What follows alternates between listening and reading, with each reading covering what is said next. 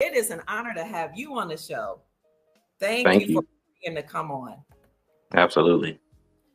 So, Mr. Latimer, woo, child. So much is going on. First, can you say hello to the Soul Tribe? They're excited to see you today. Hello, everybody. It's a pleasure to be here. I'm excited to speak. Today, I do want to speak on, as you mentioned, the collapse of this U.S. empire, what it looks like. I want to talk about a brief history of how we got here, and then, of course, talk about what we can do to prepare ourselves for the future. That sounds good. Just briefly, let's talk about who you are, Dexter. What made you get a degree in economics? I'm going to take off the screen so they can focus on your intro. Just tell a little bit about you. But you can. Sure. So, starting out as a child, I was always interested in money because I realized very early that money answers all things, as the Bible says. Any problems that we have, or at least most of the problems that we have in life, can be pretty much resolved with money. So, as I was growing up and deciding to go to college, I told myself, and I told you as well, that first of all, debated going to college.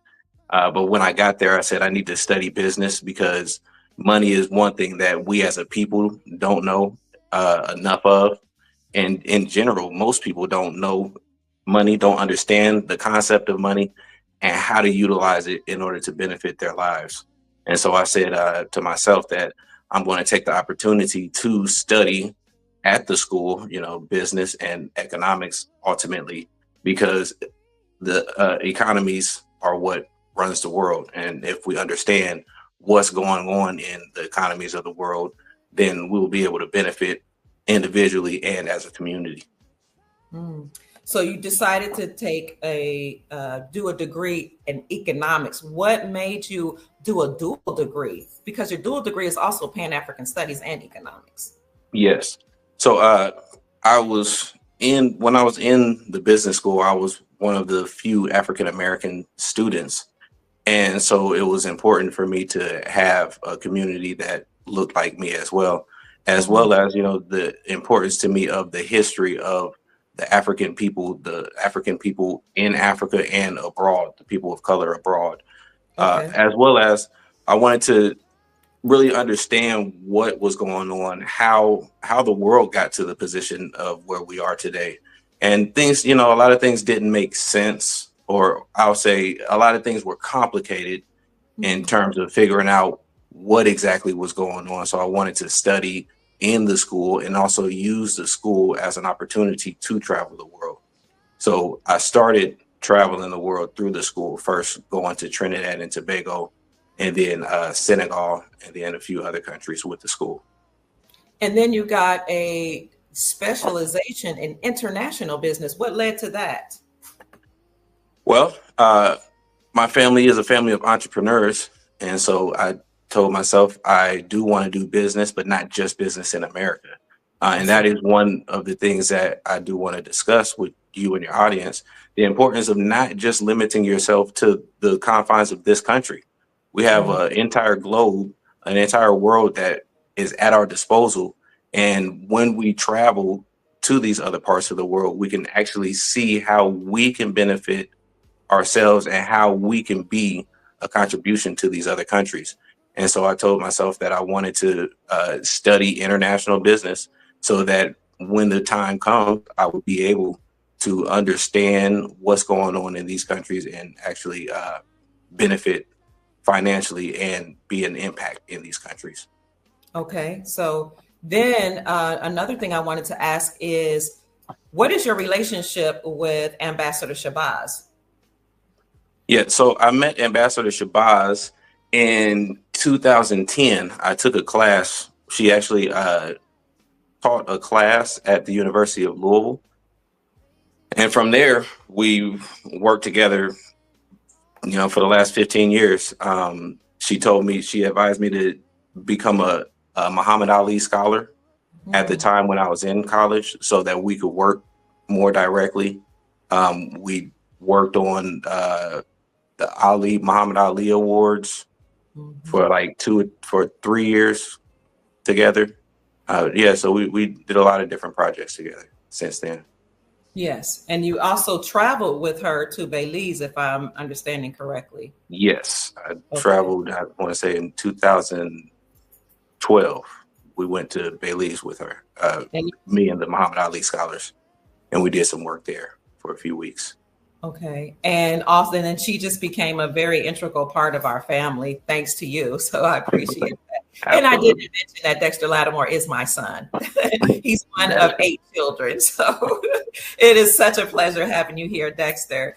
thank And you. it's an honor and a joy. You're welcome being your mom. And, you know, just seeing your growth and your development, your love and passion for the human family all over the globe, your humanitarian work as well. I appreciate you for that. And we'll get into that a little later, but let's dive right into the topic. We are witnessing a global like experience that I never seen in my lifetime. Can you explain to us what's going on? And I mean, like, how should we be feeling? What should we do at this point? So I'm just going to be quiet and turn over to you. I'm going to put you on the screen by yourself just for a minute and I'll come back on. But I want you to share with the audience your thoughts about what's going on. Okay, so a brief overview of what's going on right now. The U.S. government currently is in $38 trillion in debt. We also have corporate debt, which is separate from the government debt, which is about $15 trillion. We have civil debt, which is credit cards, for example. We have over $1 trillion in credit card debt. So when we look in total, we're over $50 trillion in debt, right? So that obviously causes a lot of issues. We generate as a country $5 trillion in taxes, but we spend as a country $7 trillion. So we have a $2 trillion deficit, which we have to borrow. Our expenses right now in the country per year, we have healthcare, which is about $2.5 trillion. We have Social Security, about 1.5 trillion.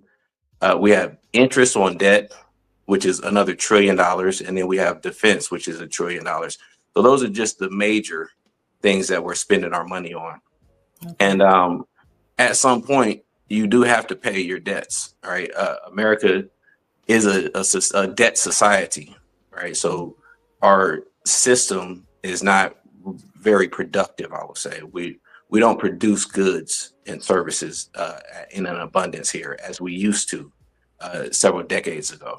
And so that has led to where we are today, along with the fact that we went away with the gold standard, right? So now we're looking at, initially when the country was founded, gold was about $20 an ounce. Okay. So we had a fixed rate of $20 an ounce for over a period of about 150 years, right? From 1792 up until about the 1900s, around 1934, right? Obviously a lot of the wars that we have fought over the years are very costly. Right. But the reality is this is the way that America was able to become the superpower that it is today, is by having military dominance. But the problem with that as an empire is, how far do you stretch before it becomes too much and before the cost becomes too much? And America has found out what its limits are. And now we are at the point of contracting. All right. So America overreached its bounds in terms of trying to dominate the world. Okay. Right. We recently, a few years ago, obviously lost the war in Afghanistan after 20 years of fighting there. That was very costly, but it also was a trigger to the world to allow for the rest of the world to know that America is losing its power. Right. Immediately following that, we had the war in Ukraine to start, right, where this is a war where the U.S. and NATO, which would be the European powers, came together to try to fight against Russia. America does not like the idea of there being any other superpower in the world. Absolutely right. And so when we actually gained our status as superpower after World War II, right? Okay. We supposedly won the war. We were the ones who determined the outcome of World War II. So then when the European colonial powers, being France, Britain, all of these countries, they had to pretty much concede to America as the number one dominant superpower of the world. Immediately following that, after World War II, America said, well, Russia, which actually was an ally of America during the war, became enemy number one, right? That's when we went to the Cold War. Obviously, again, wars cost money, but America said, we'll just print money, right? We went off the gold standard and we just decided to print money without actually having it being backed by anything. Mm-hmm.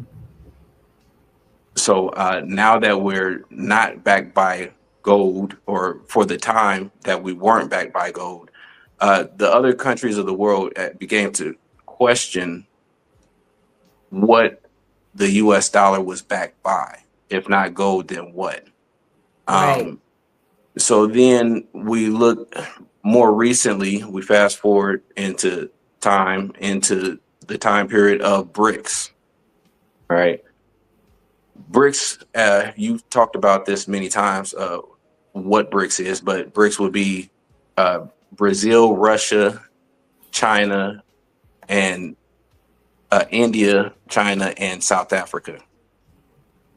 Initially, I want to say it was an economist in the early 2000s, an American economist, who wrote up a piece just describing the fact that these four countries at the time, it was BRIC. It was Brazil, Russia, India, China. They said these four economies, if they come together, they form a bigger economy than America and its allies.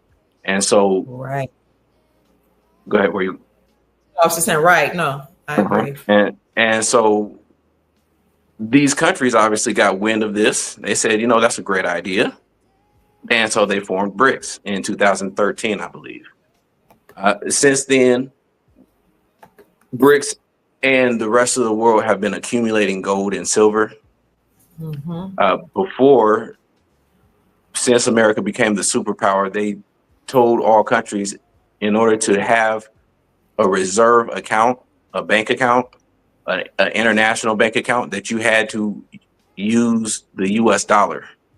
Mm-hmm. Right. So the US dollar was the trade dollar for the world.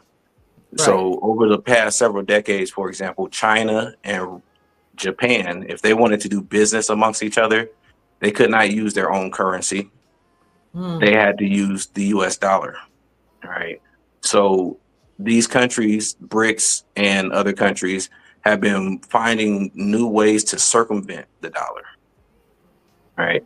So when America has other countries using its dollar, it makes the US dollar the strongest dollar in the world. And that, so that what made us a superpower? Yes. Okay. Yes. The money and the military made us a superpower. Okay. Right. We told other countries, you have to use our dollar. Right. Okay. And countries found out, it's either that or else. They found out the or else part. That's where a lot of wars happen. Russia, during the Cold War, Russia was the alternative to America. So this is when many countries around the world became communist, right? Socialist countries like Cuba, Venezuela, a lot of African countries, and a lot of the Asian countries. Okay. Once the Soviet Union collapsed, right, there was the Soviet Union at the time. In 1991 with the Berlin Wall, when the Berlin Wall fell, America was the only superpower, right? So it was able to enforce its will on all of these other countries. This would be why in the 1990s we had this robust era, right? A very good financial decade. But of course, um, problems caught up with America by 2000, right? And we Mhm. had the dot-com bust, right? We had a lot of financial issues, and really America's financial house has not been in order for the last 25 years. There's a concept in economics called kick the can down the road. I was just about to ask you about that because I remember you talking about that in your early years of college. Yes. Yeah, when I was in college and I was reading about different financial issues, it uh, a lot of times they would say in the books, they would say, well, we'll just pass these problems off to our children and our grandchildren. Oh my Don't God. worry about the problems, just let them worry about it. Mm, Well, we are the children and grandchildren who have to worry about those problems, right? mhm. And so now we're looking at, we have a homeless rate that hasn't been as in my lifetime. I haven't seen a homeless rate at this proportion. We have people living in their cars. We Mhm. have businesses shutting down, jobs being cut. In this year alone, we've had over 1 million job cuts. Right. Again, I mentioned that America is no longer a productive country. We don't produce goods and services. We are now a financial uh, economy. And you We told me have we're consumers, but go ahead. absolutely. We Mhm. are 100% consumers, but we don't produce anything. Right. Mm, During our times of prosperity, mm, America shipped the factories abroad, right, mm. for a few reasons. One being for cost cutting reasons, also being because when you're an empire, you don't want to do things, you want other people to do things for you. Right. Right. So America consumed everything, and everybody in the world fronted the bill. Right. Mm, Everybody in the world paid for America's consumption. But now the day of reckoning is upon us. mm. Can I pause right there? Speaking of the day of reckoning is upon us. You are the generation that has to deal with all these problems now. You said in college they were saying we're kicking the can down the road, and now here we are. You are that generation. How do you feel being a part of that generation? And what are your thoughts about that? Well, mixed feelings, mixed emotions. I always had some issues with the fact that America was the bully of the world. Right. Fairness is important. Right. Other countries should not be forced to take on America's burden. Right. So now we're reaching a point where these countries are being freed from the oppression, basically, of the American empire. Right. Mm, So while that will lead to and is leading to some suffering in America, there is still optimism. Right. okay. Because um, in America, we have been socialized into being individualistic. Hmm. Well, that can work only to an extent. At a certain time in life, you realize that you need others, right? And so we in America have to accept and acknowledge the reality that we need others, right? Hmm. Fortunately, many of us have families, right? This is now more than ever is a very important time for us to connect with our families, our friends, our communities, and find ways to help each other. Right. Um, this is not the first empire to collapse, Okay. and even when this empire collapses, the country will still be here. Oh, wait a minute, Right. wait a minute, wait a minute. But aren't is the you said the empire is collapsing, but the country will still be here. Is there a difference? Yes, Okay. absolutely. It's Okay. just like when we look at the Roman Empire, right, 2000 years ago, the Roman Empire was most of Europe, right?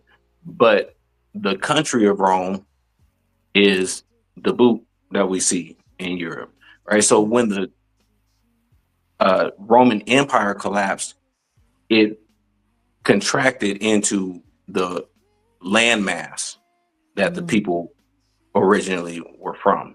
okay. similar situation here in America. The American empire is not just the four corners of this country, right? The Mhm. American empire spans way past Mm. our borders. Okay. But the American country is different. Even the American country is different than the American corporation. Hmm. All right. So um, people know of America as the corporation and confuse that with the country. Right. This is Yes. yeah. This corporation was founded, right. But before the founding of the corporation, the landmass was here, and there Right. were people still here. I noticed that when we were traveling abroad to Africa, they around the 2000s, the early 2000s, people were calling it the US, United States. And when I was growing up, we only called the country America. So that's when I started realizing there's a difference between the United States Incorporated, a corporation, and the landmass of the country. And I think people think that, they're one and the same. So I appreciate you for explaining that. Absolutely. Yeah. Yeah. So what we need now, as you have been promoting in your channel, is the community. And it's a beautiful thing to Mhm. see the community that you are building and that you have built, because again, this is needed, right? We need to find ways to impact our community in a positive way, right? Mhm. There are ways, again, in terms of helping ourselves, right? The individual person come together as a family. We need to look and observe other groups that come to America, how they are successful. Mhm. Because when we look at the Chinese, the Asian population, or the Mexicans, the Hispanic population, when they come here, they will come and move in one house, Yeah. several families. And a lot of times, Americans, we say, I don't want to give up my freedom. And understandable, but there's a cost to that, right? Yes, There's a sir. cost to everything in life. And we have to understand the costs and find ways to cut costs, right? Mm. So, again, why do they decide to move in?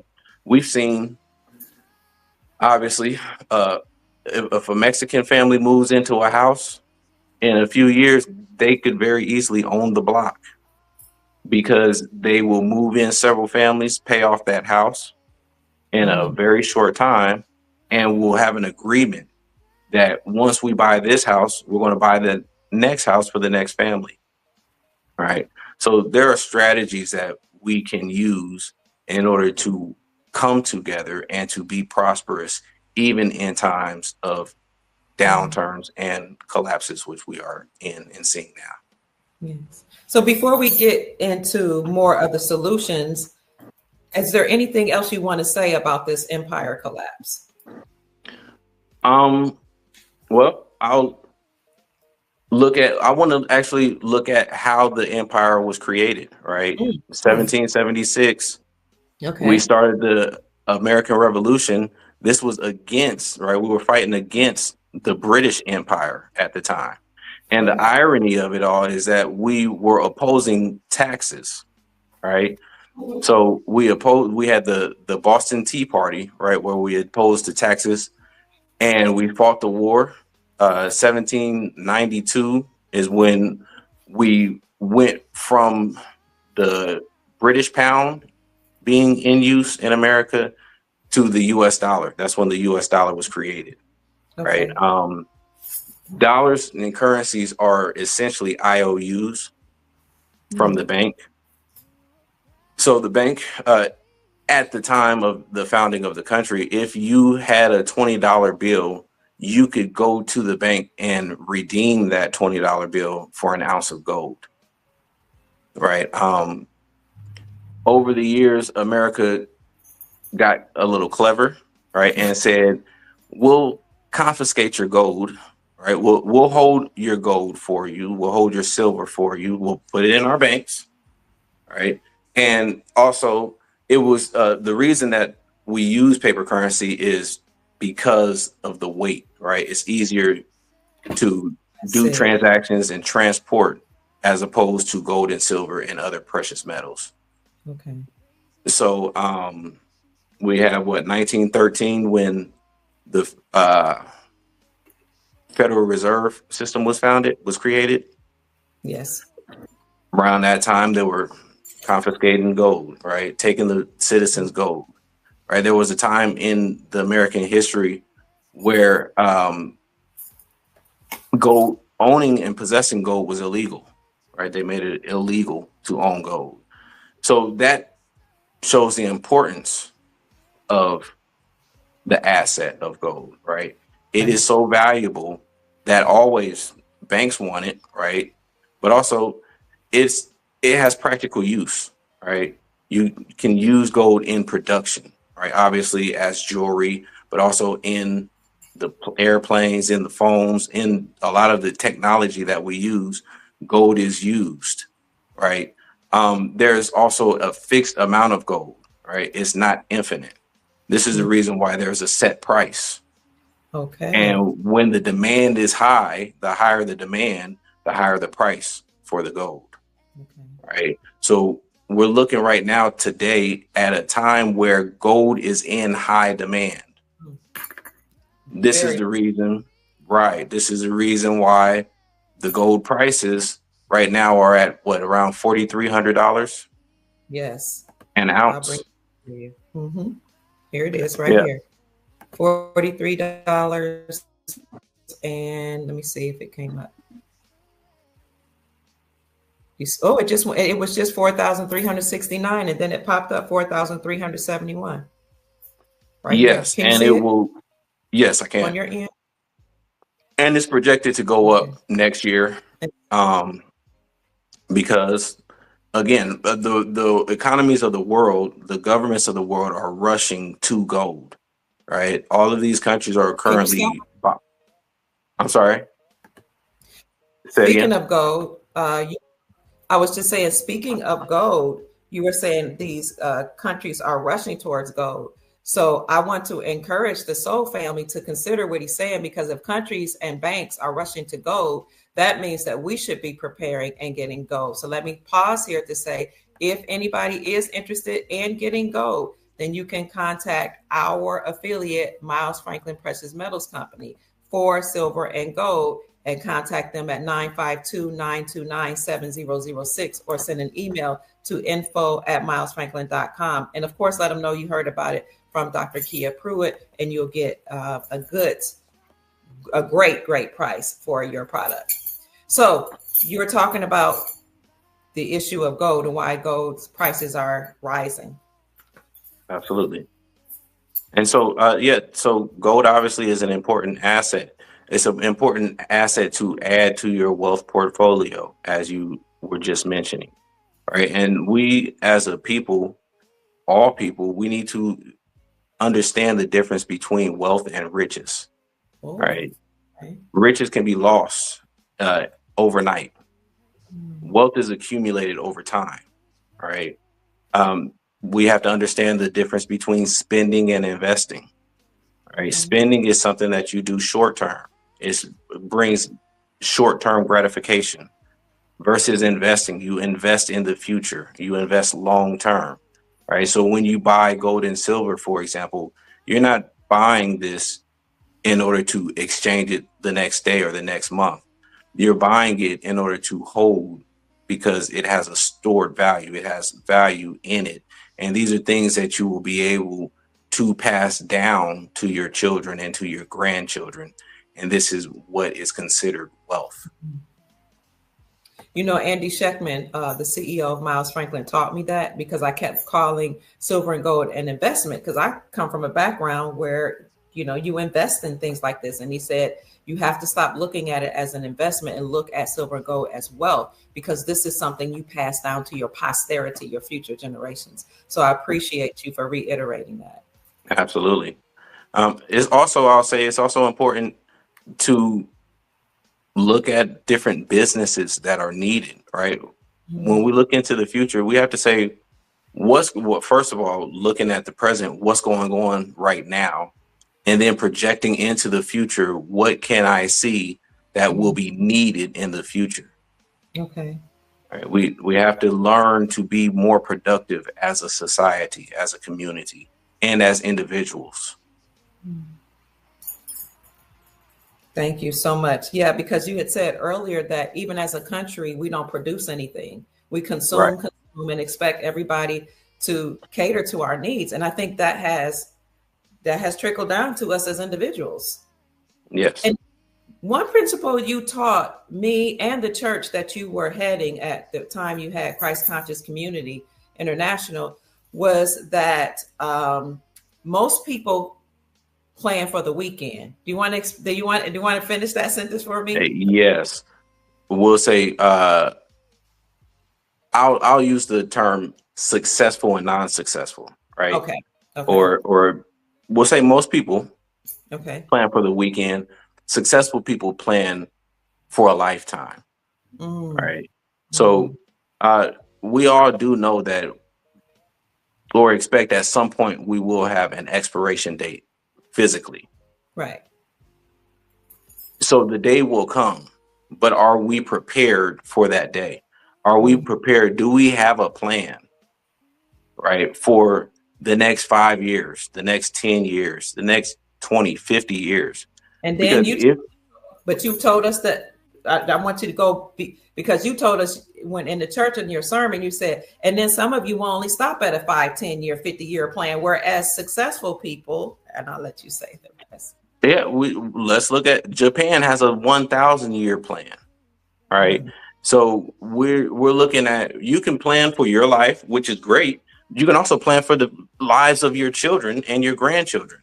Now, we don't know exactly what that may look like, right, when we're not here.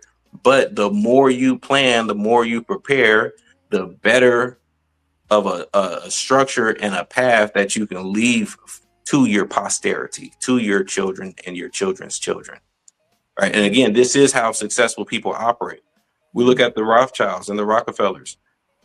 They have plans, right? They write out strategic plans for not just themselves and their lives and their careers, but for the children's children's children. Wow. And when you think like that, then you start to even make better and more sound decisions for yourself in the right now. Speaking of that, the difference between successful people and unsuccessful people. I remember walking into the bank once. You and I, for those of you who are just joining in, Dexter Lattimore is an economist, a worldwide traveler, a speaker, a former pastor. He writes, he's a musician, and he's going to be working on a book on economics, but he's also my son. But when you were in college, we walked into a bank together and there were some suckers that were there. And you said to me, Mom, look at that. And I was like, yeah, I'll take a cherry sucker. And you said, I want you to look at what you just called that, a sucker. And then I want you to look at the name of the sucker. Dum Dum. So you blew my mind away. What was the significance in suckers being at the bank and the name of the suckers being called Dum Dums? Well, ironically, the banks and, the government, they're comical, they enjoy a good laugh. Right. So the banks, they consider those who deposit their money into the banks as dummies, as fools, as suckers, because they don't realize that once you put your money in the bank does what it will with your money. Right. And the banks legally only have to have 10% of what they claim in their accounts. They only have to keep 10% of that. Right. So if you deposit $100 into the bank, they'll keep 10 in there. They'll invest the other 90. All right. So the bank is making money off of your money. This is the reason why they consider us dum-dums if we're putting our money in their banks.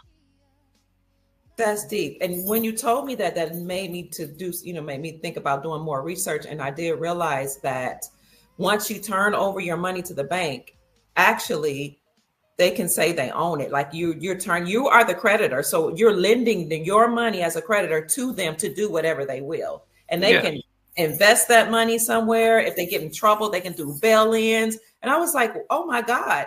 And Dexter, that just opened my mind up to this whole world of self-preservation, having your own bank, your own family bank, having your own trust to protect your assets. So I'm so grateful that you went into economics. I would have never thought this way had you not, gone into that field of study. Well, thank you. And as you mentioned earlier, for yourself, you said that the information and knowledge that you have is not just for you. All right. I obviously felt the same way growing up and still do today. I didn't gain this information because I wanted to hoard the information to myself to gain wealth only for myself. I wanted this information because I understood that the vast majority of the world does not understand what we're talking about. Right. And so if the world doesn't understand what's going on, then how can they prosper? Right. And so this is the reason why we do not have as much prosperity in the world as what could be possible. Right. And this is the reason why it's important to gain the information, but then also to distribute the information to others, because one person having the knowledge does not benefit the collective. And we have to begin to think more collectively and less individualistic. Yeah, I agree with that. And now that we have this information, I spend a lot of time, as you know, with all of the children, my grandchildren, teaching these principles. And speaking of banking, the other day I was going past the bank to deposit something to pay a bill. And Amin and Mia were with me, the two grandchildren. You all soul family, you've met them. They were asking me, Mia said, Granny, why do you people put your money in the banks? You people, right? And so Amin said, yeah, that's the dumbest thing in the world. You turn over your money to strangers. Do you know those people? I said, Granny, you know. I was like, well, I've come to know them. No, do you know those people? I said, no. Granny, why do you people put your money in the banks? And they were just having this conference. I couldn't answer it. They said, steal your money. You don't know them. They could use. I said, well, I think there are laws in place to protect. They said governments break laws all the time. That's what you've been teaching us. Right. And I thought, wow, from the mouths of babies. Exactly. That's the irony of it all. As a child, a lot of things that the adults did when we were children just didn't make sense. But as we get older, we become adults. We learn certain things, right? We're taught certain things, and we accept these things to be truth. And so when you talk to an average child, they might just ask you, why are you handing over your money to people that you don't know? And it's a very credible question that often we don't have answers to, except that we were told by somebody to do it. And so we do. And I'm an educator teaching my grandchildren to think for themselves, the importance of critical thinking, the importance of having your own family bank, the importance of gold and silver. And they're like, okay, you're teaching us one thing, but then you're putting your money in the bank to these strangers. Wow. And see now, go ahead. We have to talk about the education system, right? Because the educational system is not necessarily to educate, but to train the people to be good workers, right? To accept instructions. And so we're not being educated to be thinkers, right? They don't want dynamic thinkers, right? Thinkers are not good in terms of controlling. And when you're talking about controlling the population of the world and the population of our country.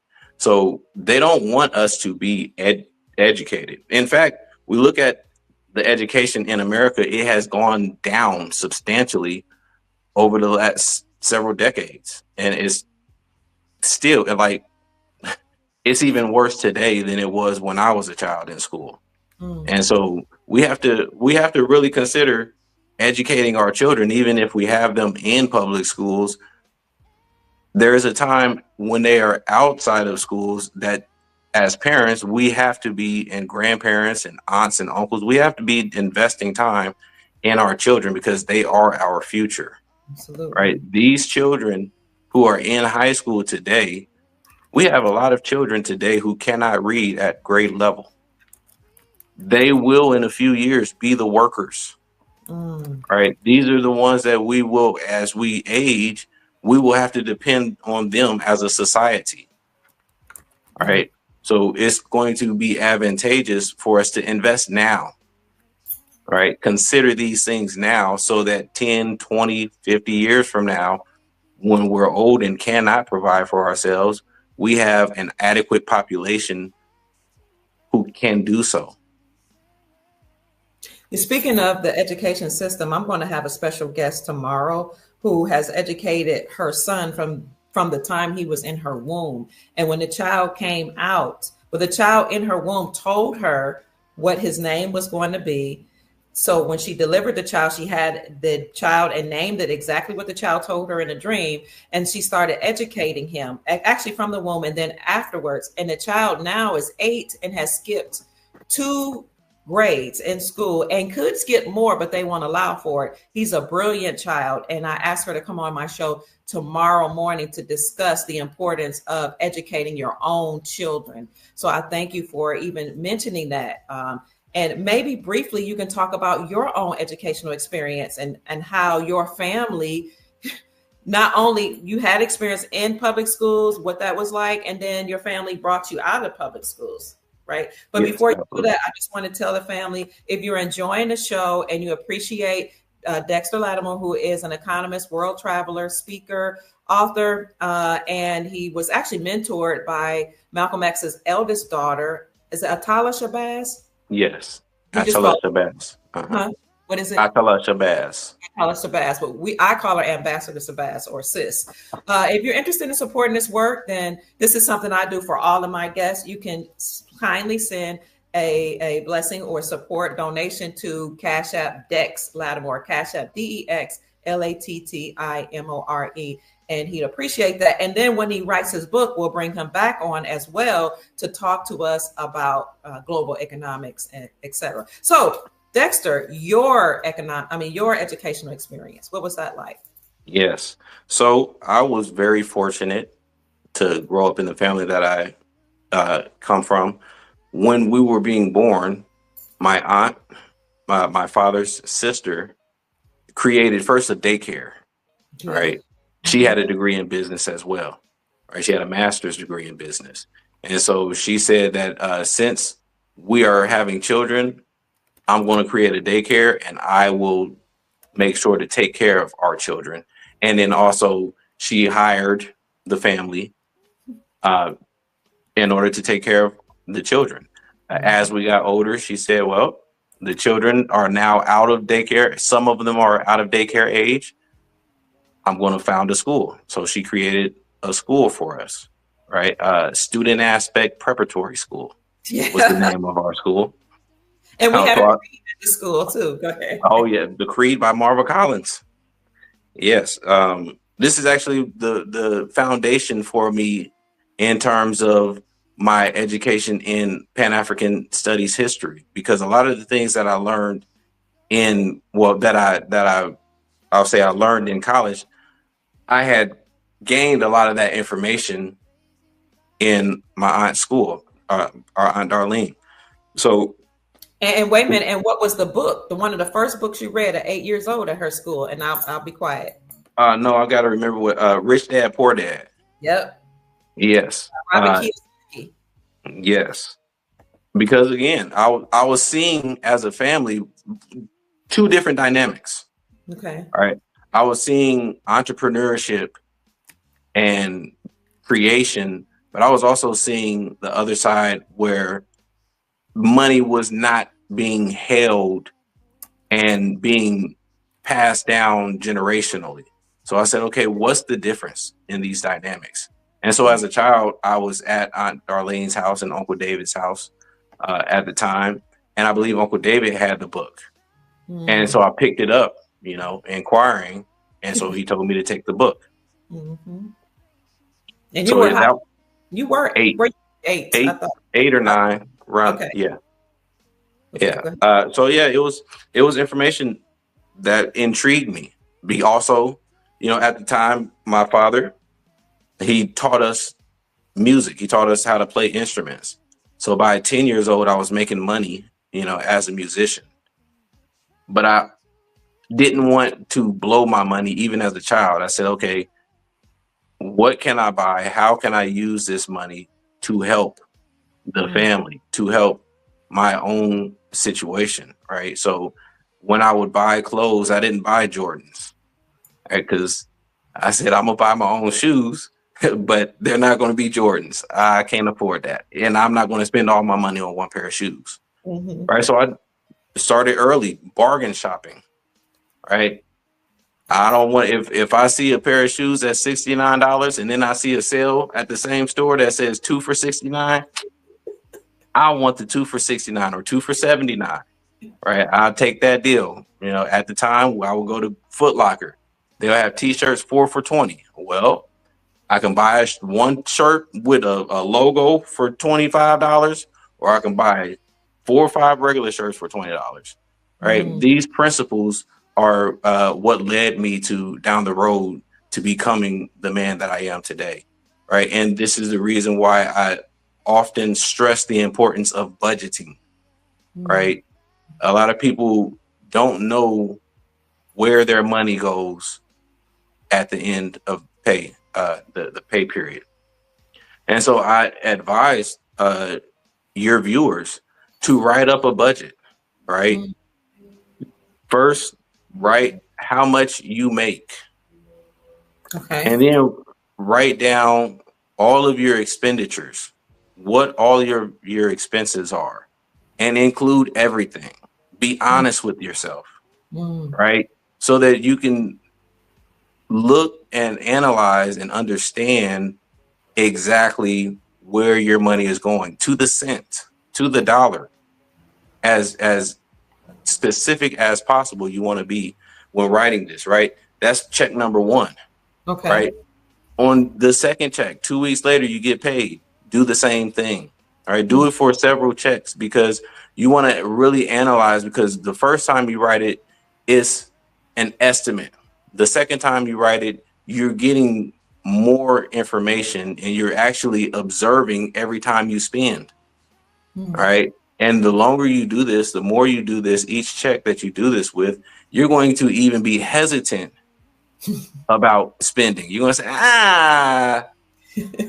I want to hold that $20, you know, right? And this is how you learn to invest, right? You have to save your money first before you can invest, right? But if you can find $1 there, $10 there, it actually adds up, and it can add up fast, right? So again, budget your money, because you will find that it helps, right? It helps to have a savings, right?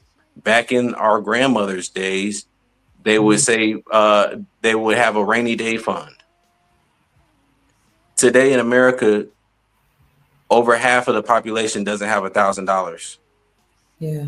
Wow. After their bills. That's a problem, right? Because many of us are one sickness or one heartache, one problem away, one bill away from a domino effect happening in our financial lives. And this is how a lot of people end up homeless today, right? One bill. First is the electricity, right? It's winter, it's cold, electricity goes up. Well, everybody's living paycheck to paycheck today, right? So if that bill goes up $50, your job is not going to give you 5 extra hours so that you can cover that bill. So then it goes from the electricity to then the food, right? If you have food in your refrigerator, if your electricity gets cut off, all that food goes bad, right? And then the gas, right? You got to afford gas to go to work. Yeah. All of this is a cascading effect. Then it hits your rent. You're late on rent. Once you're late on rent, it's hard to catch up. And a lot of people now are, again, living in their cars because these things happen, right? And if you're not preparing for worst case scenarios, then should it happen, you're unprepared, and you're just going to reap whatever the consequences are, right? In life, I often say life is really simple. For me, this is the way I look at it, my perspective. Decisions, consequences. Okay. Mm-hmm. That's it. Whatever decisions you make in life, there will be consequences. Not acting is acting, right? Not making a decision is a decision. And so when whatever happens to you happens, if you're unprepared because you didn't make a choice or a decision, you said, I'm going to sit on my hands, well, life will hit, all right? This is the reason why I say invest in yourself, right? Education. People told me, a few people told me growing up when I was in college, they said, go ahead and get your degree, right? Because 5 years from now, you'll be 25, degree or not. If you use your degree, no problem. If you don't use your degree, you can put it in your back pocket, may never need it, but you'll be 25 one day, you'll be 35, you'll be 50, right? But if you don't prepare, if you don't plan and strategize, then when it comes, it'll come and go and it will hit you over the head. And life is not always gracious, right? Again, we're living in the time of the collapse of an empire. So times are hard now. We should expect and prepare for times to be harder. It's great to want and to expect that things will get better, and one day they will, but we don't know when it will happen. Can I say something right quick, son? Absolutely. More. You said life happens, and some people are saying some things you can't plan for, like a hurricane, like the collapse of the empire. So what do you say to that? And I'm going to leave time for question and answers too, but what do you say to that? They're saying some things you can't prepare for. That's true. That's why I say prepare for the unexpected. Something you never know what's going to happen in life. So now, obviously, like you said, it's hard to predict a hurricane or a tsunami or a tornado, whatever, any type of exactly. But now you can predict a collapse, especially if you're paying attention, right? There are things that you can control. There are controllables and non-controllables. Okay. Control what you can control. And then be prepared, but don't worry about things that are out of your control. Right now, this is where we go into the spiritual aspect of things. If you believe in a higher power, at times in life, you have to leave things to the higher power and expect that things will be okay. But worrying about things doesn't change anything. All right. So you prepare for what you can. And I say, hope for the best, prepare for the worst. Be prepared, because whatever happens, it's going to happen to you. I remember you were saying, life happens, things happen, and yes, things are going to get better. And I remember telling you, like, before, like around 2017, I was like, oh, we don't have to worry about everything. NESARA's coming, National Economic Security and Reformation Act, and the global version of that, just SARA is going to happen. We're all going to be wealthy. All the debts are going to be paid. We're going to have a wonderful jubilee. And I'm like, Trump is going to save the world. And I'm just, happy. And you said, Mom, I study economics. I appreciate the fact that you're positive. I study economics and I foresee a collapse. We are going to have to prepare for things getting worse before they get better. I remember you saying that. Mm-hmm. Then a couple years later, it started getting worse and worse and worse. And then we had 2020, we had a global shutdown, right? Yep. And you said, had you not been prepared, we would have been struggling. But I told you things were going to get worse before they got better. It just so happened that we all moved in together because we were talking about, things could get worse. We all moved in together. We started saving money. We didn't have to pay all these different rents and mortgages. Dad had a house. Okay.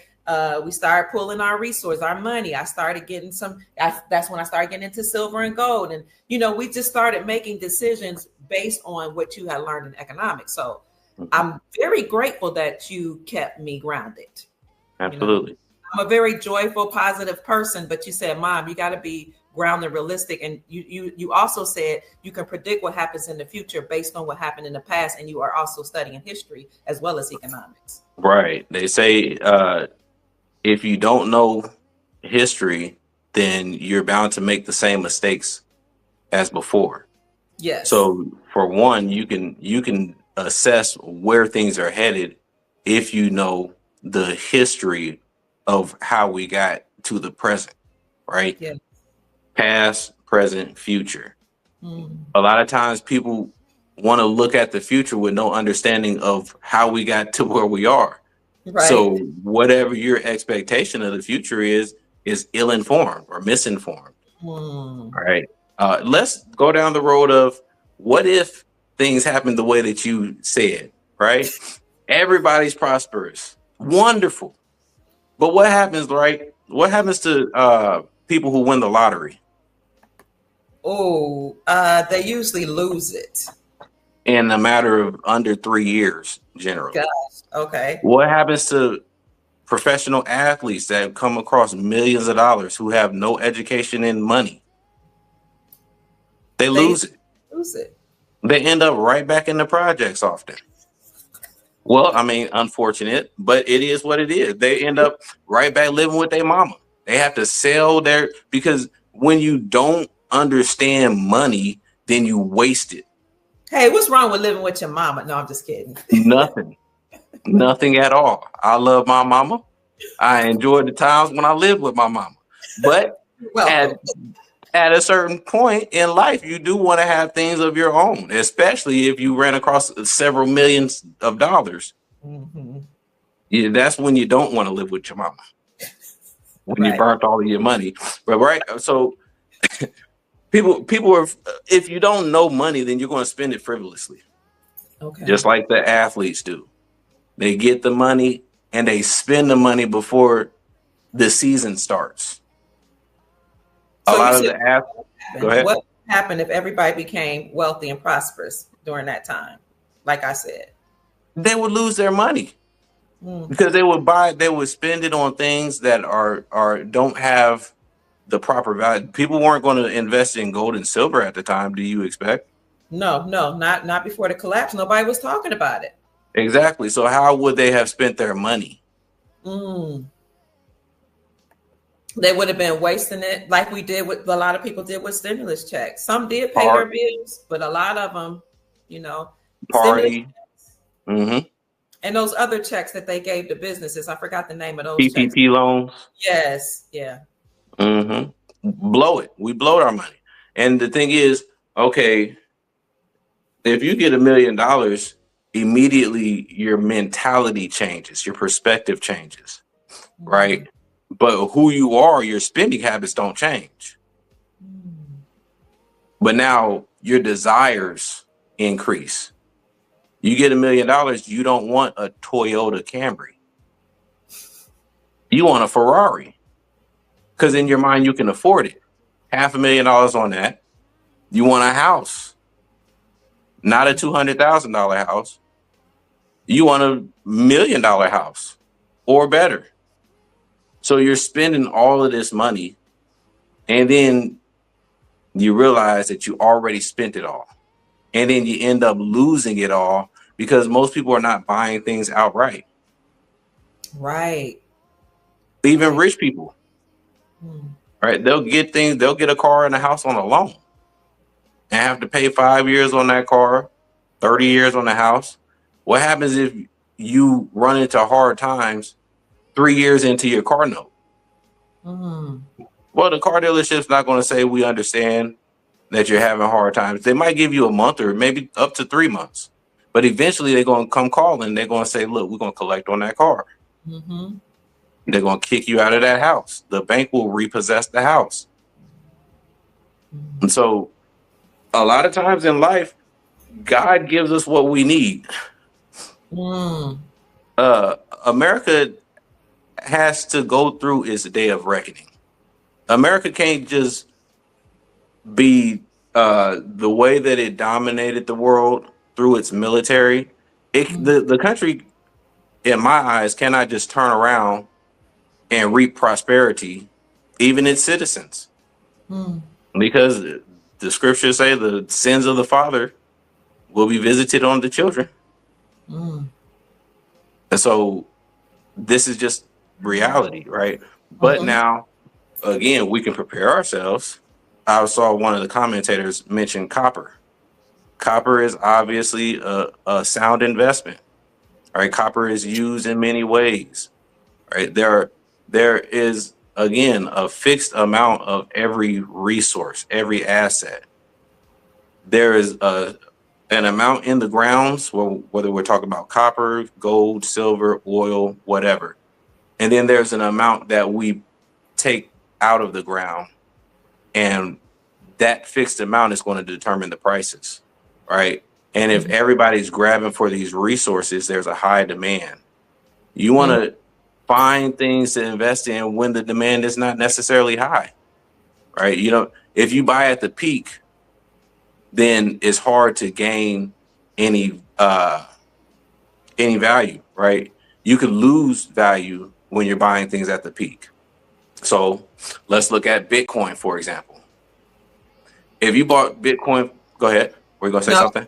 Yes, before you get into some of the solutions in Bitcoin, I just want to say, family, if you are enjoying this podcast by economist Dexter Lattimore, then please feel free to support him by sending him a donation to $Dex Lattimore. This is something I do for all of my guests because I appreciate them being on here. And I have people that have degrees and, that world-renowned speakers, and I should be paying them to come onto the show. But this is my way to contribute back for them, sharing their knowledge and experiences. He is an economist. He has a degree in economics, Pan-African studies, and a specialization in international business. He is mentored by Ambassador Atala Shabazz, who is the eldest daughter of Malcolm X. He has traveled with and spoken to and worked with many chiefs, presidents, queens, and kings. They have them still in Africa, all over the globe, actually. And he's done some work he hasn't even spoken of,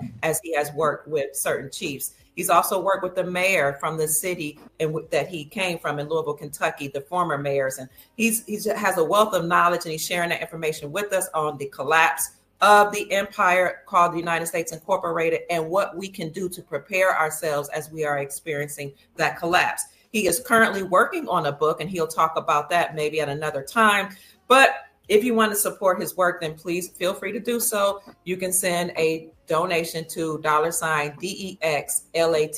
Lattimore. He's also a very, very renowned musician. If you notice that name, Lattimore, that name is there for a reason. It's because all the Lattimores are some type of entertainers, worldwide entertainers. And yes, I was lucky enough to marry into that family. He is related to those Lattimores. And so that's it, family. Thank you so much for supporting us. I'm going to turn it back over to Dexter. So go ahead, Dexter. Yes, I was mentioning you don't want to buy things at its peak, right? That's the reason why researching before you invest is critical, right? Don't just take people's word for it, right? Don't just listen to a video, watch a couple of things on YouTube and on TV and just invest blindly. All right. That's what a lot of people have been doing with the cryptocurrencies. And you can get lucky, but your luck can very quickly and easily run out. Right. And if you don't know when to invest, where to invest, how to invest, and for how long to invest in certain products, you can lose a lot. Right. So again, right now, Bitcoin is down. Actually, I want to say it's down year over year. The prices that it started out as this year compared to where it's at today. Okay. But most certainly it's down from its peak, right? The high was 120,000. And right now I want to say it's, last I checked, it was about 89,000. So if you bought at the peak, you would have lost all of your money. Right? If you bought it when it was 120,000, you would have lost all your money. You also have to be skeptical of what you're investing in, because everything is not sound money. Everything is not necessarily a sound investment. So Bitcoin, if you believe in Bitcoin, fine, no problem. But you do have to understand that Bitcoin is not the same as a hard asset, right? It's not the same as gold and silver. It's not even the same as a stock in a company, because the companies that we have stocks in generally have some type of value, right? The only value that Bitcoin has right now is the value of imagination. People believe that it's valuable, and so people are investing their money. But there is a term called revaluation, where people look at what they're investing in and say, hey, does this actually have value? And even if it has value, how much value does it actually have? Looking at the AI bubble is what they're calling it right now, the AI bubble. It started out as a wonderful idea, right? AI is going to shoot the world up, shoot the economy up, change the lives of everybody. And so trillions of dollars have been injected into these AI companies.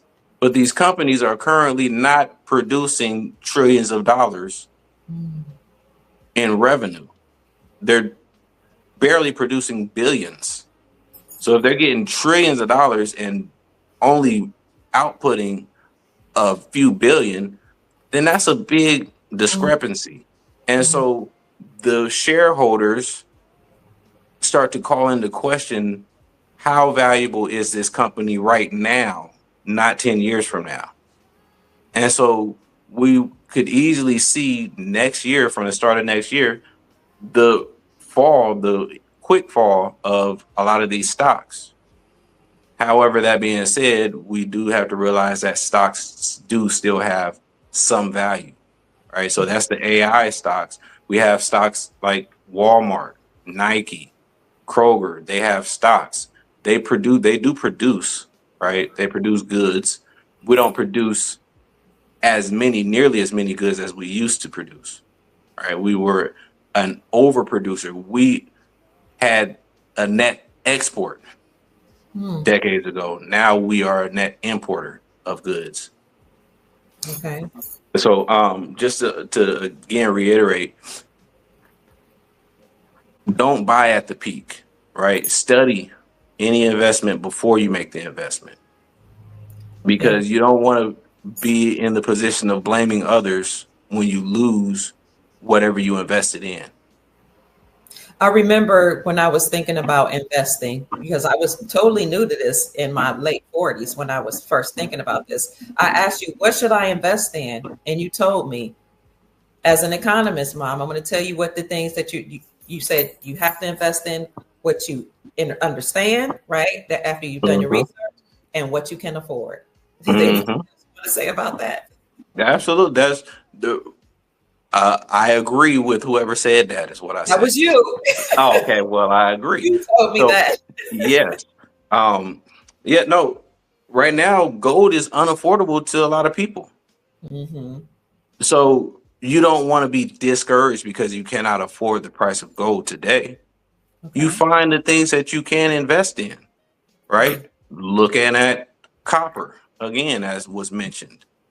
There are things, looking at asset stocks, right? Like gold stocks, silver stocks, silver mining companies, right? There are ways to invest. You just have to research first. And then you find those things that you can afford. Because again, investing is risk involved, has risk involved, right? In business, you're always dealing with risk. Business and investment is all about risk and risk management, right? You want to be able to decrease the possibility of risk, and you do that by having adequate information and then doing what you are able to afford, right? Investing in what you're able to afford. But again, there are several types of investment. Okay. The first being, I'm sorry. I was just going to say, you're getting into solutions now, how to deal with this collapse. Go ahead. I was gonna say the first investment has to be investing in yourself. Mm, okay. Right. If you had you say you get all of this, accumulate all of this wealth, and say you do well with it, because of first you invest in yourself, your own information, your own knowledge, but you also invest in your children, because if you have all of this is what happened to the African American community 150 years ago, Mm, right? When we left the South, okay. a Talk about lot of the children during the Great Migration to the North, it. Hmm. the children said, I don't want to live in the South.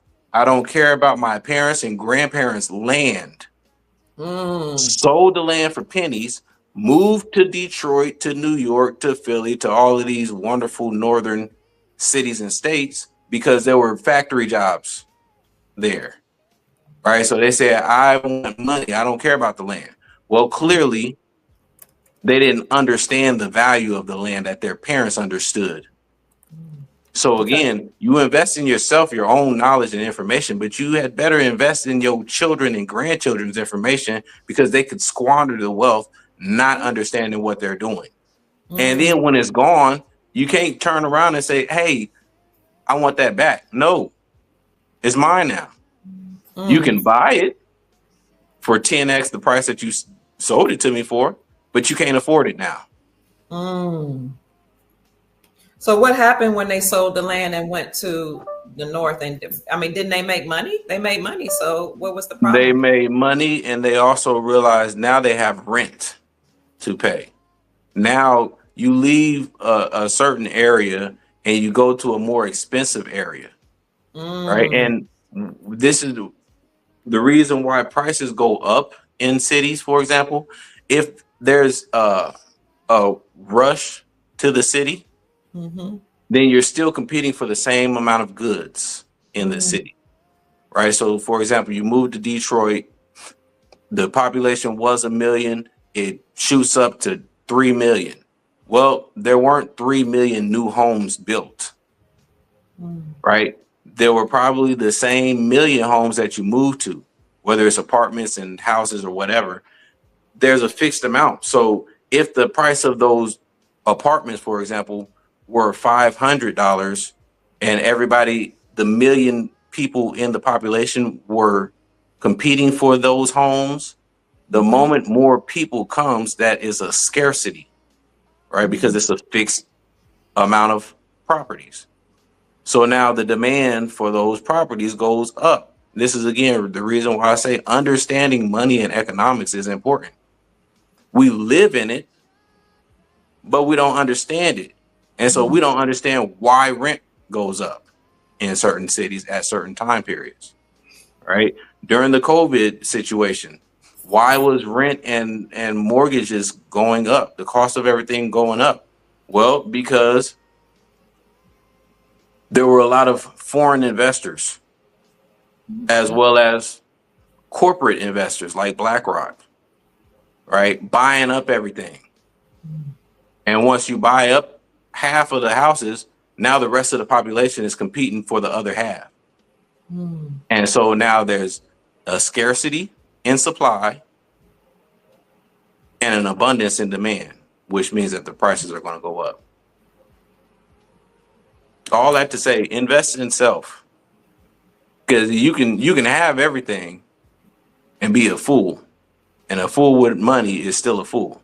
Oh, you said you so taught me something the other day, and you've been saying this all your life, but you reiterated. You said, "Mom, there's a principle that the wealthy people have, and that is never."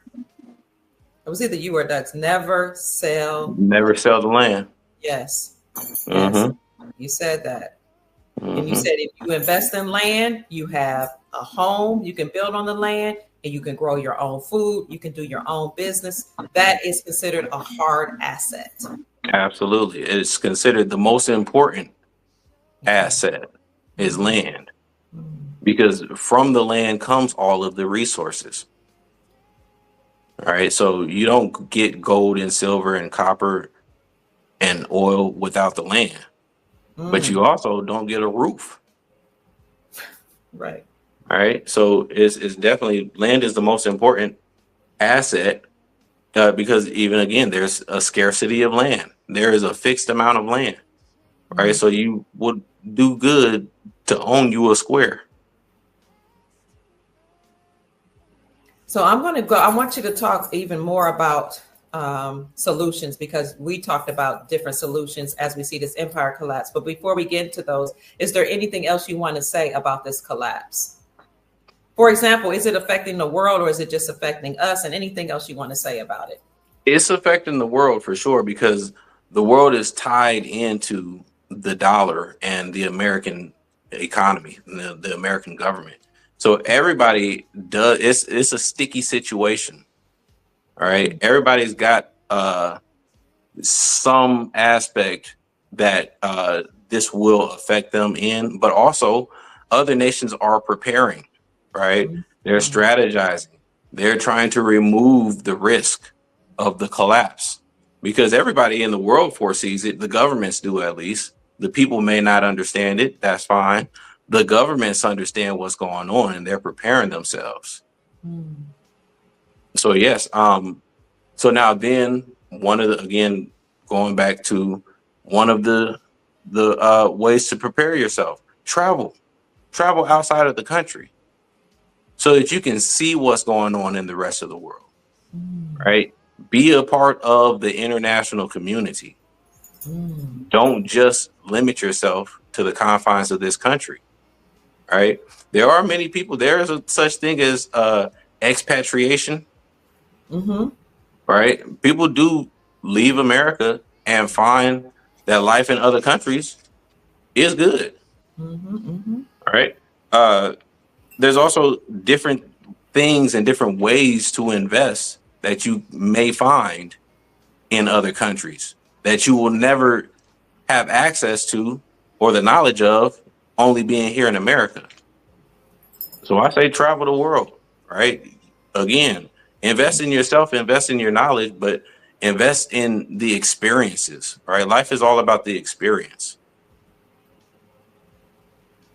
Yeah. And you were saying invest in yourself, like for example, with education. And I remember telling people my children are going to college, and people were saying, well, college is too unaffordable. How will you do that? You have lots of children. But we as a community and as a family just instilled within you all, you're going to succeed and you're going to get scholarships. And we made sure that happened. Academic scholarships. We poured into our children the knowledge and information that we had, and we had that expectation that you're going to college. Not that college is for everybody, or you're going to get a trade or something, but you're going to do that, and you are going to get scholarships based on the intelligence and academic acumen that you have. Yes, scholarships and grants. And grants. Right? Money is out there for education, right? If you choose to go the institutional route of education. And a lot of times people, as you mentioned, feel like they have to go into debt in order to get the education. But there are different ways. You may not have had the GPA required to get certain scholarships and grants, but write a letter, right? Find what grants are there. Google different types of grants and scholarships that are available for you. Find out what you can get a scholarship for, whether it's being a woman, being an African American, being a minority, going into business, going into health, whatever industry you go into, there are different scholarships and grants specific to those categories of education. So you want to get that money, find the money and get the money and educate yourself. It's there. Yeah, it's there. Exactly. But also, again, be strategic. Okay. Right. We have far too many communications degrees majors. And we have to understand, once you get that degree, what are your options job wise?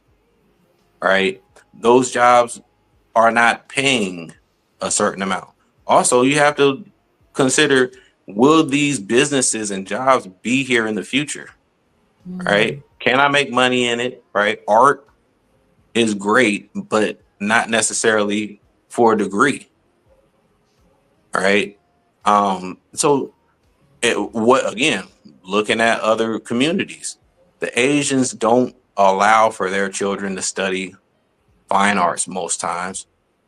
They make sure that they study the degrees that are important to them, to their community, to the future of the world, so that they can be the global leaders of the world. So disciplines like what? Like what type of disciplines? Technology, engineering, medicine, business, right? The STEM, mathematics, right? There are important industries that we have as a nation and as a globe have agreed to are going to be important going into the future. Mm-hmm. Mm-hmm. Somebody said you can get a student visa and go to college abroad for free or at a very low cost, and they can be paid out of pocket from part-time work. Exactly. That's the reason why I said that we have an entire world out here. You don't have to, if you can't afford life here in America, you might want to consider countries that are more affordable.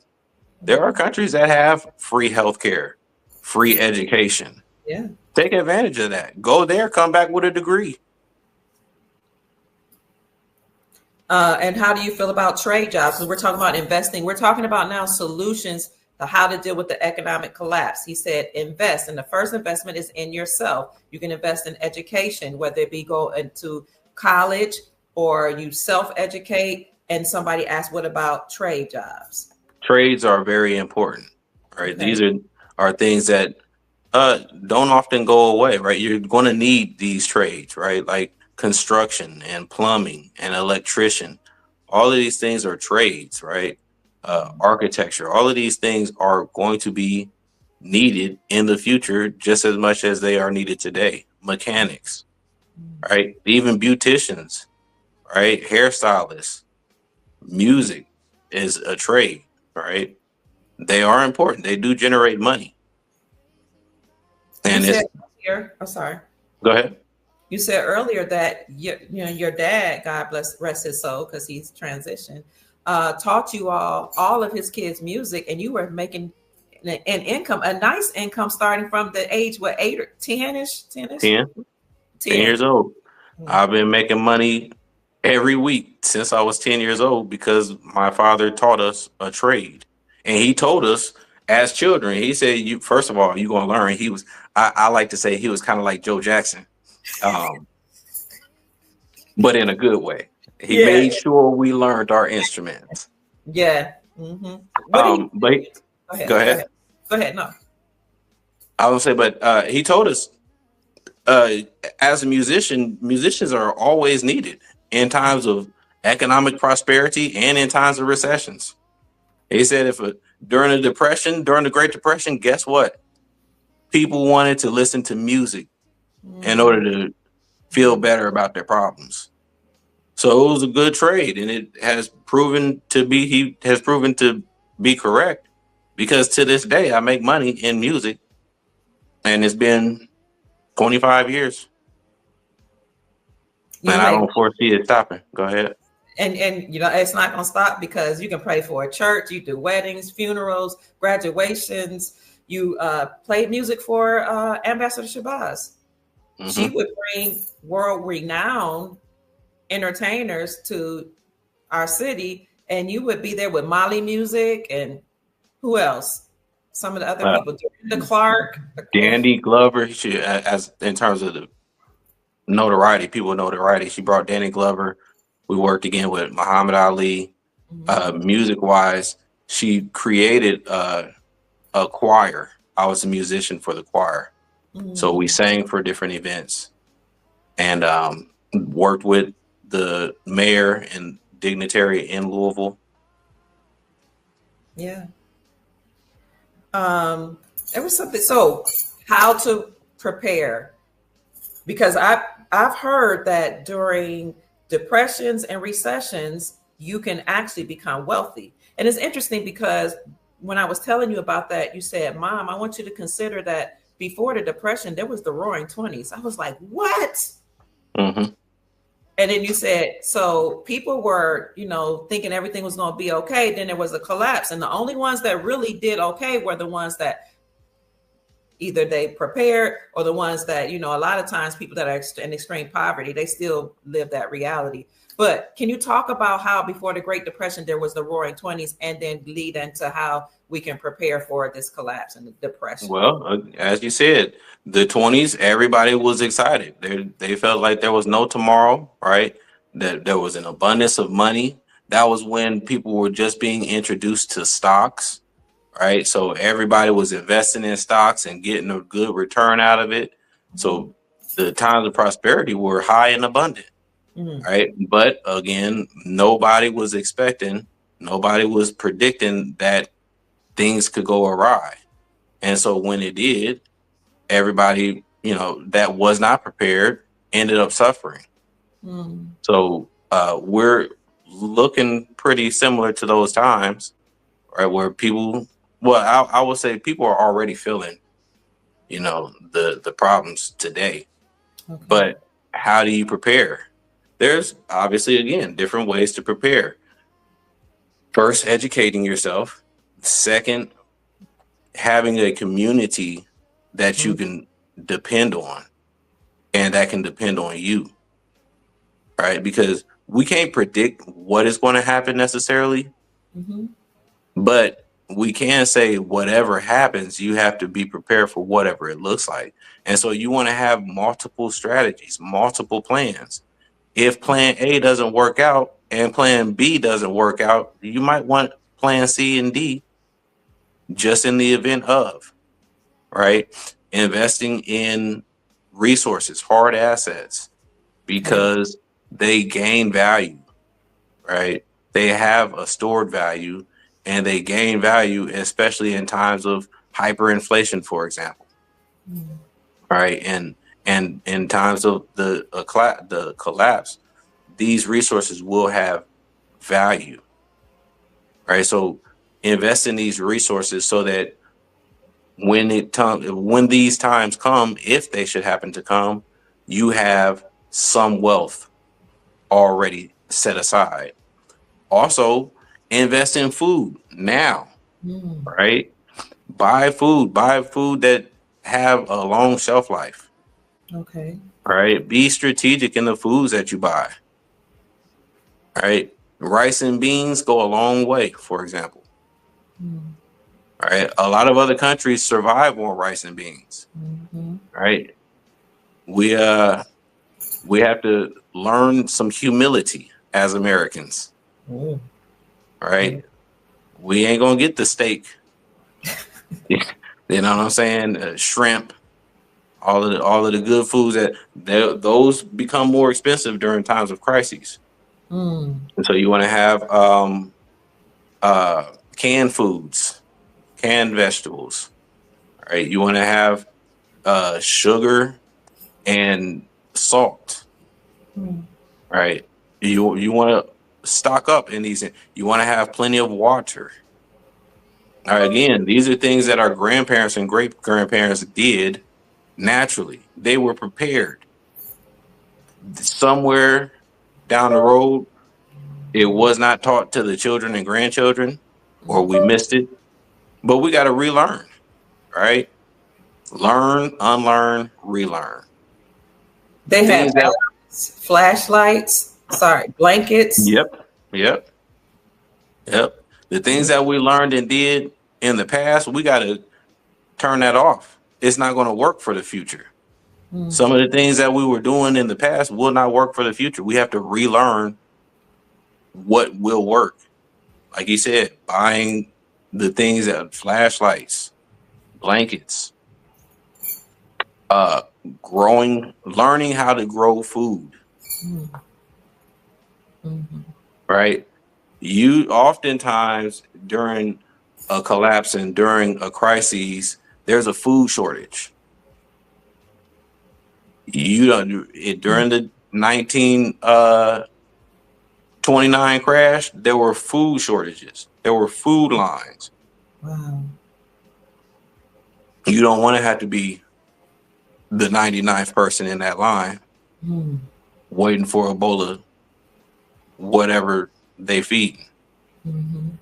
So have food stored now, right? Have an abundance of food stored now, because we remember during the pandemic, there was a run towards everything. Stock up on your toilet paper, stock up on, don't buy one toothpaste bottle when you go to the store, you know? Don't buy just a few rolls of toilet paper now today, because when everybody is rushing to get something, that's when it's way too late. That's true. Yeah. So invest in yourself, in your education, or get a trade, hone your skills and your gifts, travel if you can, buy food, buy non-perishable items, stock up on water, grow your food. If you want to buy food, get those non-perishable items like canned goods, rice and beans. These are things that you can do to prepare.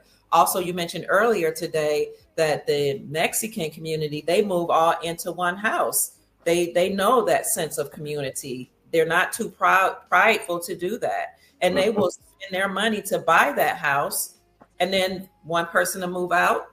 And then well, what do they do from there? Go on and just keep buying houses? Yes. Collectively As a unit. Yes. And so that is another thing, right? Networking.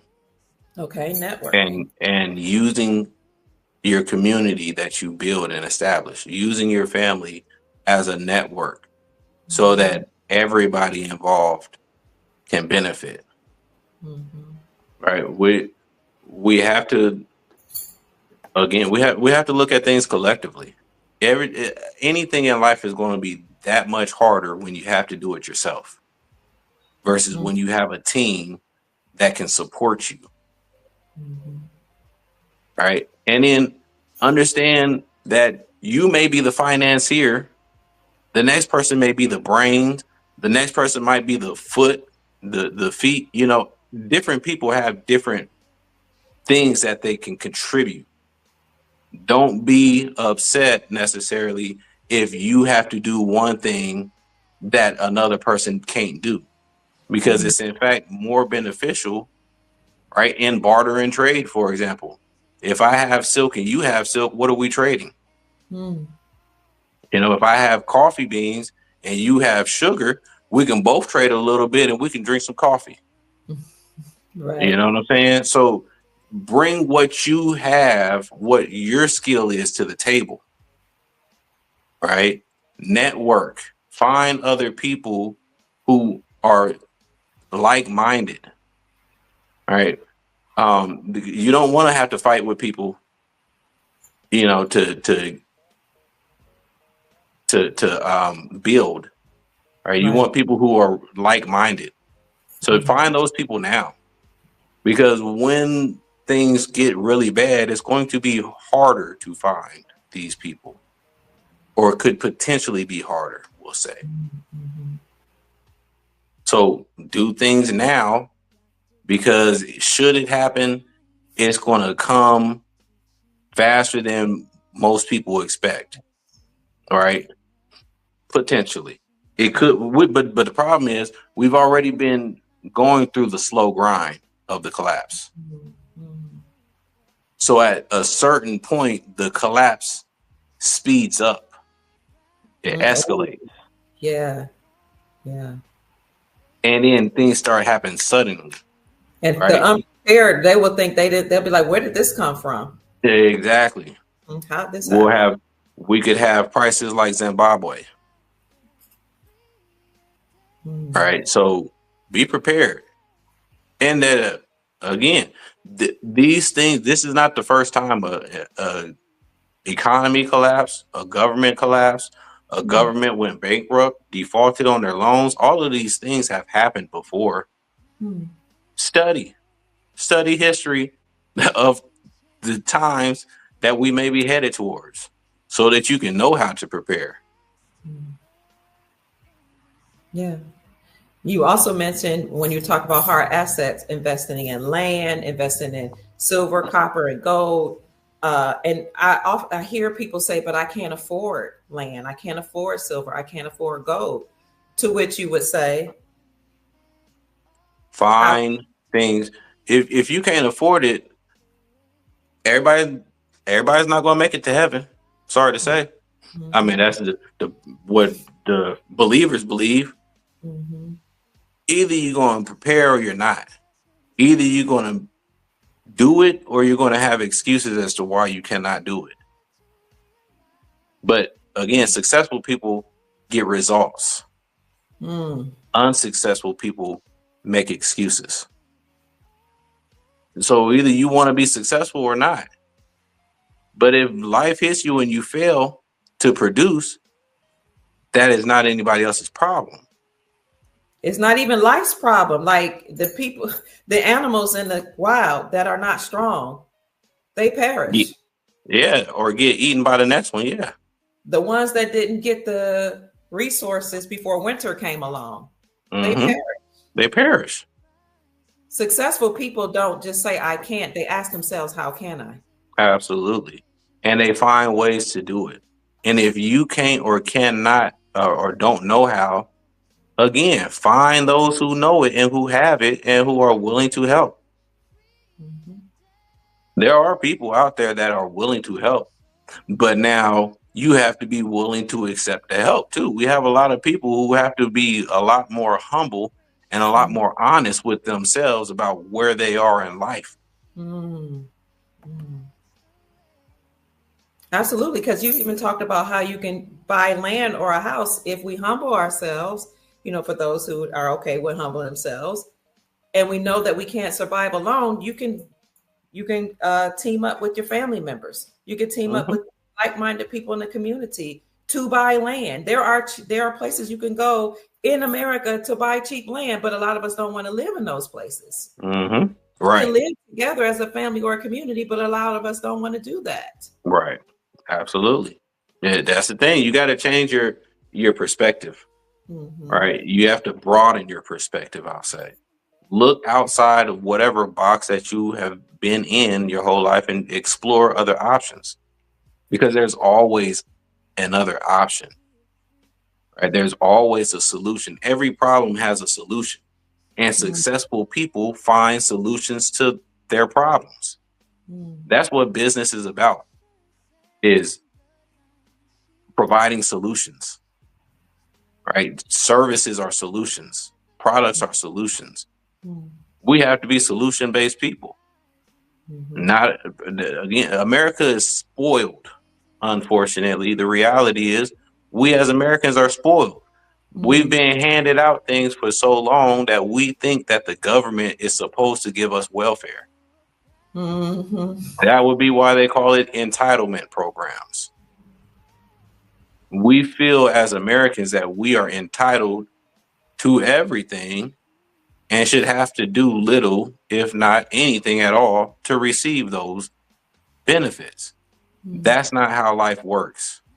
That's how life works in an empire, when the empire is doing well, not when it's contracting. Oh, okay. Somebody said this Dr. is the reason why. Go ahead. No, go ahead. Go ahead. So who was that? No, this is the reason why. Go ahead, son. I'm sorry, Mr. Lattimore.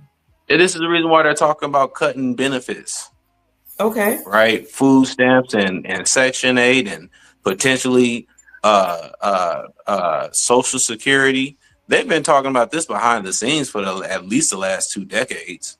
But now they're making it known to the public because we cannot service our debts. Other countries are providing for America to live the lifestyle that we have. We're going to have to accept new realities. We're going to have to cut back. What were you going to say? I was going to say somebody, you have a couple of people in here that are being disrespectful. Thank you so much. Janine is in the chat. Thank you, Janine. I'm going to have to send you an email every time I go live because she's our moderator. She said, please be respectful while in the chat. Thank you. Because some people are, kind of being a little snide, smart Alex, saying this isn't new information, bro.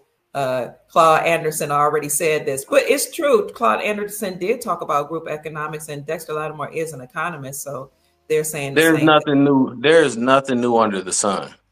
Like, what new information are we expecting in life? Like, it's not about and then what's new to you may not be new. What's new to somebody else. Mm-hmm. My job is to share the information that I have in hopes that those who receive it find it beneficial. And if not, it's okay. Yeah.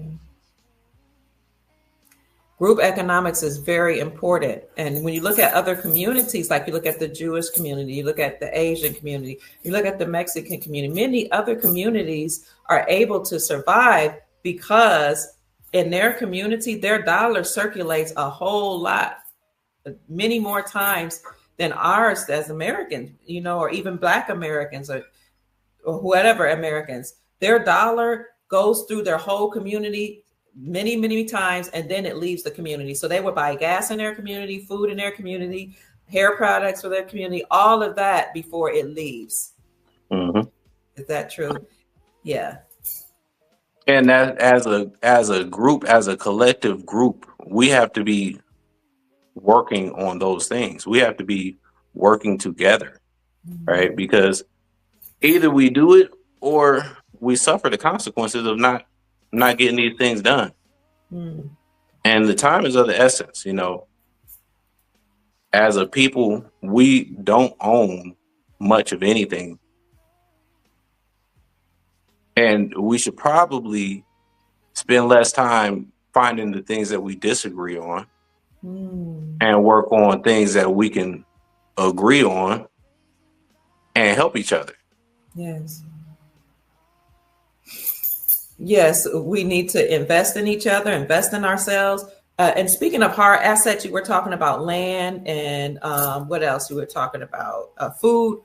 Another thing you mentioned, and I said that silver, copper, and gold. I want to say that if you cannot afford, or it's not in your budget, I don't want to say what you can't afford, to buy 1 ounce of gold at $4,300, you can consider jewelry. Somebody mentioned that in the comment section.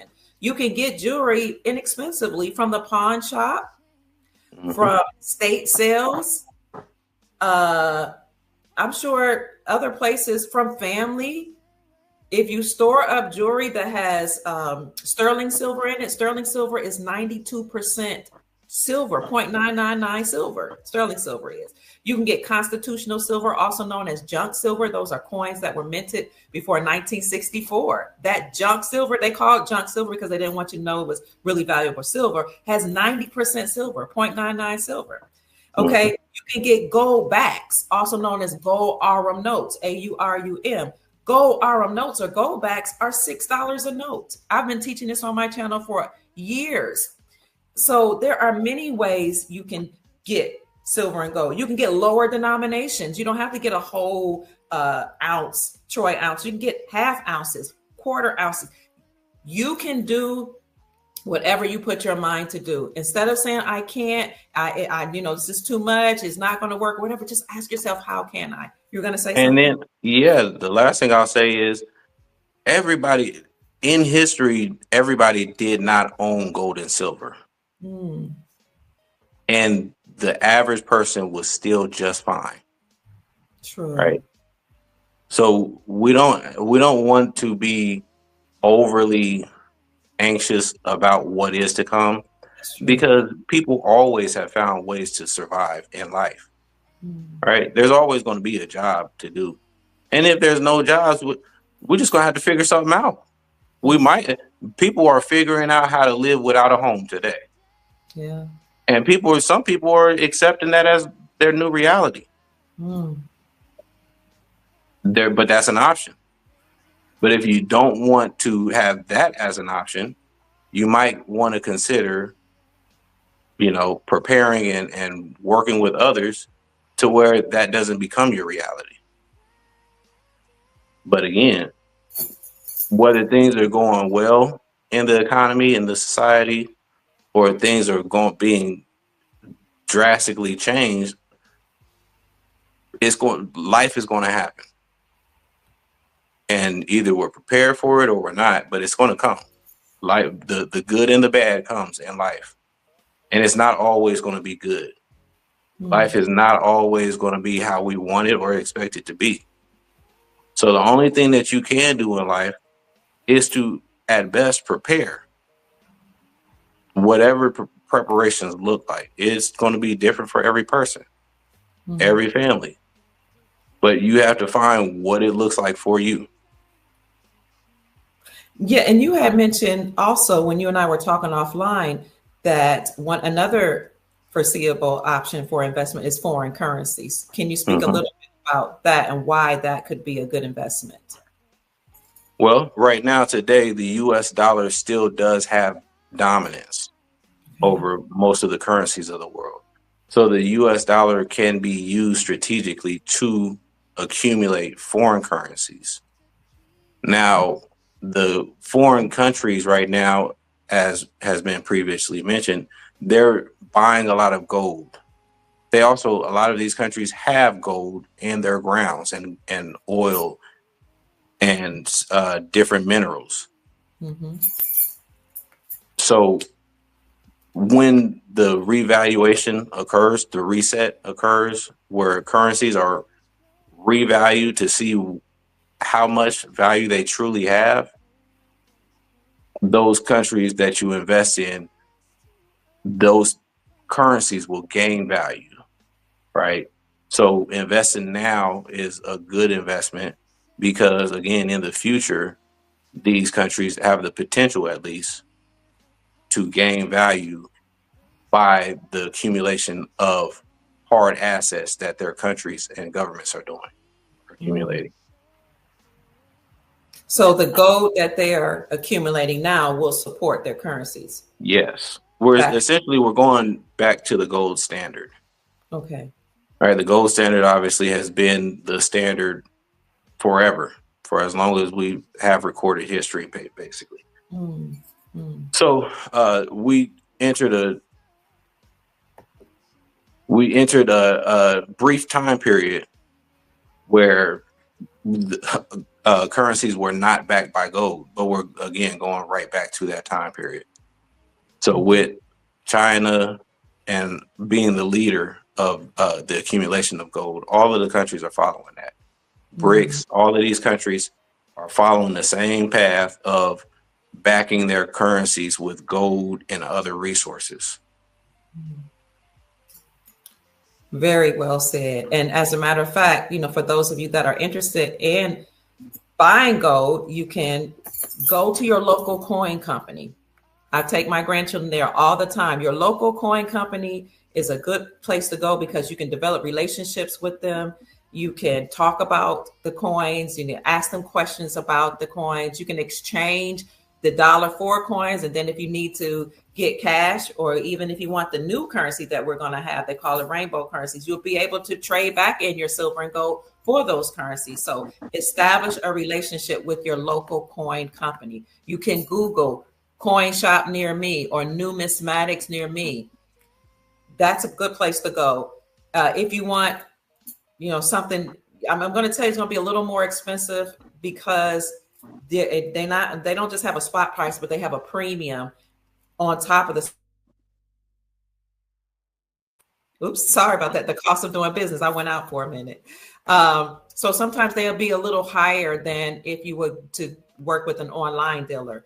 My affiliate is Miles Franklin Precious Metals Company. You can contact Miles Franklin Precious Metals Company at 952-929-7006 for silver and gold, or you can email them at info@milesfranklin.com and mention that Dr. Kia Pruitt referred you, so you can get the best prices in the industry, because online dealers like Miles Franklin, that's been around for almost 4 decades, can get lower prices, and you will get a better price using my name as Dr. Kia Pruitt. If you want foreign currencies, family, put in the chat which currencies people should be considering. But you can always study the countries that you're interested in and look at what type of things should they be looking at if they want to know if this is a good country to invest in. Do you know? Look at what resources they have as a country. Okay. I would say. Okay. And then look at what they're doing at, like, look at their productivity level as a country. Look Mm, at what they're exporting. You have to study their economy so that you know what's going on, so that you make a sound investment. mm. Okay. All right. This has been a very informative session. I'm so grateful that you took the time out of your very busy schedule as an entrepreneur and economist. Thank you for being here. Before we close, though, I want to know, what are your final words, Mr. Lattimore? My final words is for everybody to be encouraged, right? For everybody to work together, right? Because things will get better, right? Things We're going through a tough period, but I do believe and I do know that things will get better. It's Mhm. going to take some time to get there, so we might want to buckle up, hold hands, you know, do a little praying, kumbaya, right? Share resources. I saw somebody mention bartering. That is very important, especially in these types of times. We're going to need to learn to barter and again work together and keep a positive attitude, because no matter what happens, we're all going to be good. Mm, So those are absolutely. my words. I really appreciate that. Someone said earlier that Lattimore hairline is crazy, bro. This is common with all Lattimores. It's a thing. It's a lot of more thing. We can't shake it. We just accept it. Anything you want to say about your musical, talents? Anything about music you want to mention? Because that is something that you're very passionate about. Before we close. Oh, not necessarily. I'll say that I play the piano and the guitar. Right? I've played essentially my whole life. It's exciting to be a musician, right? Mm, To be able to influence people positively, for people to because music has a very important influence in people's lives, mm, right? Music can control people even, right? We have to be careful about the music that we let into our ears, mm, right? Because music is a frequency, right? Everything is frequencies, right? So light, music, sound, these are frequencies. And if we allow certain frequencies into our bodies and are not careful, we can end up projecting those same frequencies without knowing, right? So mm. be cautious of the types of music that you listen to, right? Okay. But enjoy life, right? Find ways to enjoy life. And the way I do that, one of the ways I do that is through my music. Mm. Thank you so much, Dexter Lattimore. Now, I mentioned that you may write a book. I know you're a creative writer, but if you were to pen a book about economics or the economic situation right now, what would that book look like? What would you discuss? I Yeah, I'm still debating on what that's going to look like. Okay. Um, I will have to get with you later on to discuss that, because I'm still working out the semantics on that aspect. Okay. Chief Mac is in the house. He wants to, Chief Mac, I sent you a link so you can come on and say hello to Dexter. He says, great live, Dexter and Kia. Do you have about 5 minutes, Dexter? Yes. Okay. Come on, Chief Mac. I sent you a link. The Soul family always wants to hear from the chief of the Soul tribe. So come on in and give us, some thoughts about the topic, about investing or about how we are to prepare for this collapse. And for those of you who are interested in investing in or supporting Mr. Lattimore's work, you could kindly send him a donation to $Dex Lattimore. That is Cash App. Let me see if I can put that on the screen. Cash App $DexLattimore.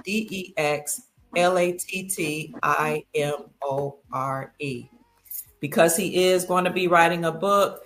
He's going to be coming on the show as a resident economist, giving us the economic forecast, giving us the geopolitical news and information, current events, and how we can prepare, because we don't want to just talk about what's happening. We want to talk about how we can live, I would say survive and thrive through whatever is going on in the world. A lot of people say, I don't want to focus on politics. I don't want to talk about it. I want to look at it. But politics actually shapes economies. Is that right? Absolutely. And politics affects your life whether you realize or accept it or not. Mm, mm, absolutely. Somebody say give thanks. Chief Mac, if you're going to come in, you come on in. We got about 5 more minutes left. Give God thanks in all things. Our trials only come to make us strong. Chief Mac says musical sounds are the highest frequencies and vibrations. He's also a musician. Awesome. Answers to 1984 is 1776. That's their handle. Says, I want a copy of that book, autographed by the author. We'll make that happen. Sister Janine, who is so good to the Soul family, she is the moderator of our chat, and she's been doing this for years now, says that she does it through roller skating and swimming. Okay, that's beautiful. She also said, we'll be good regardless of what happens. Thank you, our doctor. Thanks to our doctor, our beautiful Dr. Pruitt. Thank you. That was so kind. Thank you, Chief Max says, great live. Chief, if you're able to come on, let us know. If you're not, just send me a quick message. Let's see. You're benefiting from what we're both saying. Thank you. Thank you. Now, some people are asking questions about us being indigenous. So they're saying, are you saying that all Americans and all people are going to be blessed, or just indigenous people? I don't know why we keep getting that question, like we're not one soul family, but go ahead. Well, you said, or ask the question again so I can answer. Are all Americans going to benefit from the transference of wealth, or just indigenous people? Okay, I'll first say it is speculation because we do not know for certain what is going to happen.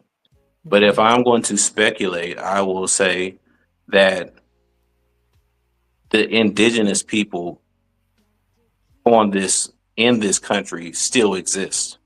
Yeah. All right. They didn't kill everybody off. Right? They fabricated some information.